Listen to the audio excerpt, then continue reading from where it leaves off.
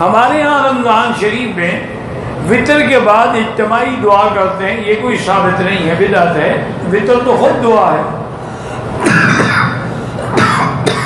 اللہم اہدنا فیمن ہدیت، یہ دعا نہیں ہے۔ میرا بھائی، طواف کے بعد 2 رکعت جو ہیں، ایک تو مہربانی کر کے یاد رکھیں یہ نفل نہیں ہے۔ ایک لوگوں کی عادت ہے کہ جو لفظ زبان پہ چڑھ گیا ہے بس چڑھ گیا ہے، 2 نفل اور 2 نفل اور 2 نفل، کہاں کی نفل ہے؟ ایک مسئلہ سمجھ لو کہ جو نفلی کام ایک دفعہ اب 2 رکعت نفل پڑھنا چاہتے ہیں، جب شروع کر دیا واجب ہو گیا۔ چاہے طواف نفل ہو، جب شروع کیا واجب ہو گیا، اور اس کے بعد جو 2 رکعت ہے وہ واجب الطواف ہے۔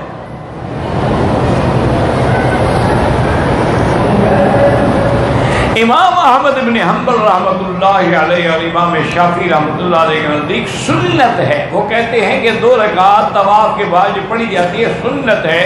امام ابو حنیفہ رحمۃ اللہ علیہ فرماتے ہیں کہ واجب ہے۔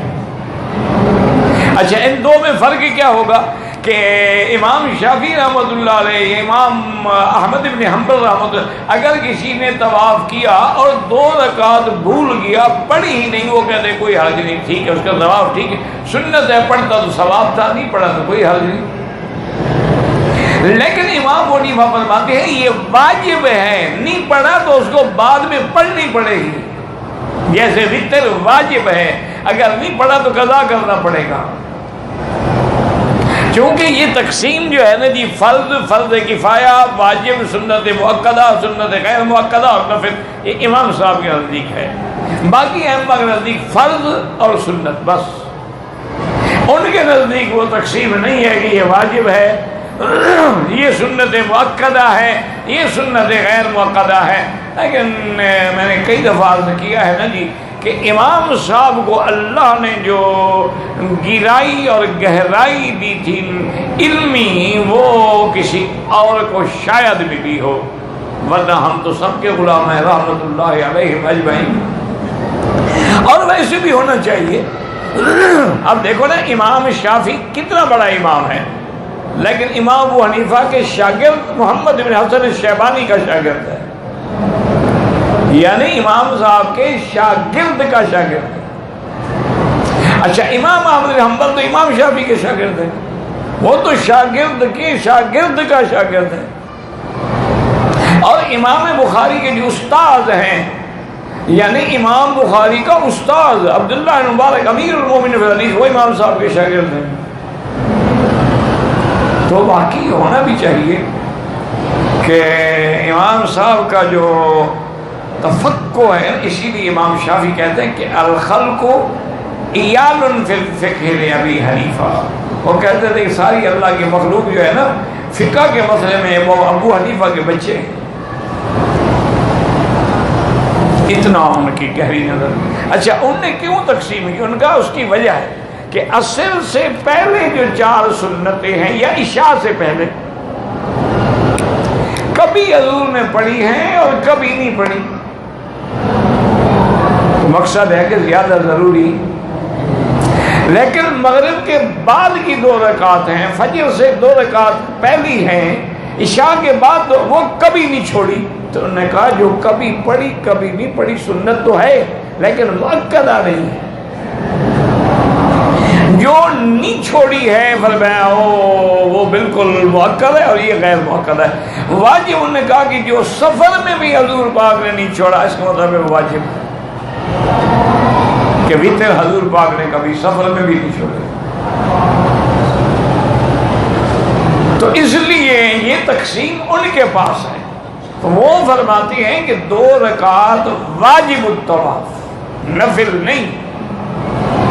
اچھا، اب ایک آدمی نے عصر کے بعد طواف کیا، مکروہ وقت سمجھ کے اس نے 2 رکعت نہیں پڑھی، کوئی حرج نہیں، مغرب کے بعد پڑھے۔ حنابلہ اور شوافی کے نزدیک تو مکے میں 2 رکعت طواف جب چاہو پڑھ سکتے ہو، لیکن امام صاحب فرماتے ہیں کہ نہیں، ایک صحیح حدیث ہے، حضور نے منع فرمایا ہے کہ لا صلاۃ بعد العصر حتی تغرب الشمس، عصر کے بعد نماز نہیں ہے جب تک سورج نہ ڈوبے، لا صلاۃ بعد الفجر حتی تطلع الشمس، اور فجر کے بعد بھی کوئی نماز نہیں جب تک سورج نہ نکلے۔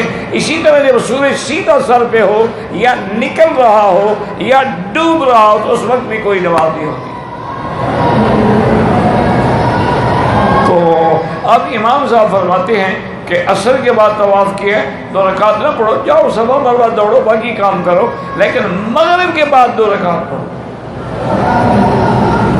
اچھا، اور یہی مسئلہ سمجھ لو، اللہ کرے تم سمجھنا بھی چاہو اور یاد بھی رکھو، مجھے تو خیر امید نہیں ہے کہ حاجی مسئلہ یاد رکھے، وہ تو میلے پہ آیا ہوا ہے نا، وہ کو حج کرنے تو نہیں آیا۔ حج کرنے آتا تو حج کے مسائل یاد نہیں کرتا، نماز پڑھ رہا ہے اور کندھا نکالا ہوا ہے، کیا وہ جی احرام میں ہے، ماشاء نماز مکروہ ہو گئی، احرام باندھا ہوا ہے، آپ نے احرام باندھا ہوا ہے، اور احرام جو ہے وہ چادر جو ہے وہ ناف سے نیچے ہے، وہ تو نماز ہی نہیں ہوئی تمہاری، تو طواف کیسے ہوگا؟ کیونکہ سرہ سے لے کر گھٹنے تک یہ عورہ ہے، اگر اس میں 2 انگلی کیا 1 انگلی کے برابر بھی جگہ ننگی ہو تو نماز نہیں ہوگی۔ دیکھو، یعنی پھر ناف سے 1 بالش تک نیچے چاہے بدن نظر آ رہا ہو، پرواہ ہی نہیں، حاجی صاحب عمرے میں ہے نا۔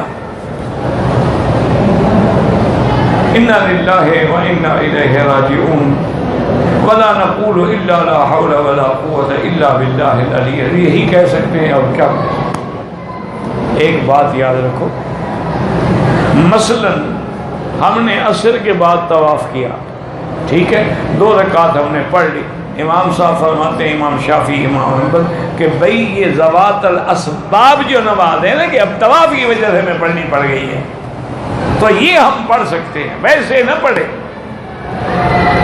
یا وہ کہتے ہیں کہ مسجد میں آیا تحیت المسجد کی بھی ایک حدیث ہے کہ مت بیٹھو جب تک 2 رکعت نہ پڑھو، تو وہ پڑھ سکتا ہے۔ چلو ہم نے پڑھ لی، ان کے قول کے مطابق ٹھیک بھی ہو گئی، لیکن ایک حدیث تو مخالف ہے نا کہ عصر کے بعد کوئی نماز نہیں۔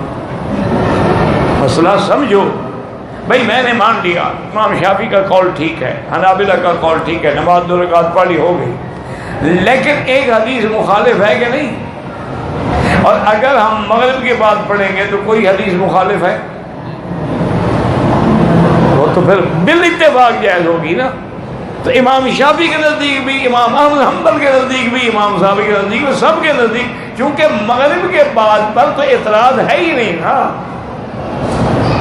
اس لیے میں نے کہا نا کہ امام صاحب کا جو فقہ ہے نا جی، وہ بڑا یعنی انتہائی مشکل ترین مسائل، اور کیوں نہ ہو بھائی جن کی زندگی تقوی سے گزری اور جنہوں نے پوری جیوری بٹھائی تھی 70 علماء کی ایک ایک مسئلے پر بحث کرنے کی۔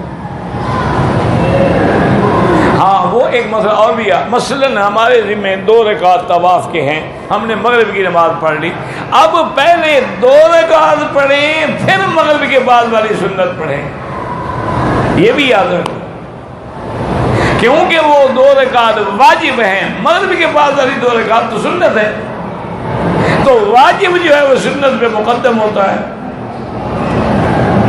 اس لیے پہلے ہم 2 رکعت پڑھیں گے طواف والی، اور اس کے بعد پھر 2 رکعت تو سنت موقدہ ہے، کیونکہ یہ 12 رکعتیں ایسی محبوب ہیں حضور کو، اور فرمایا کہ جو آدمی ادا کرتا ہے اللہ اس کے لیے جنت میں گھر بنا دیتے ہیں۔ اور 12 رکعتیں کیسے؟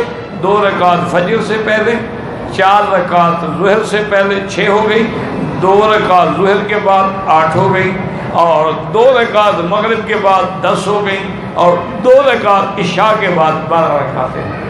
یہ 12 رکعتیں جو ہیں یہ حضور کو محبوب ہیں، اللہ آپ کو بھی اور ہمیں بھی پڑھنے کا اور عمل کرنے کی توفیق عطا فرمائے۔ اگر طواف کرنے کے بعد 2 رکعت پڑھنے بھول جائیں، جب یاد آئے پڑھ لو.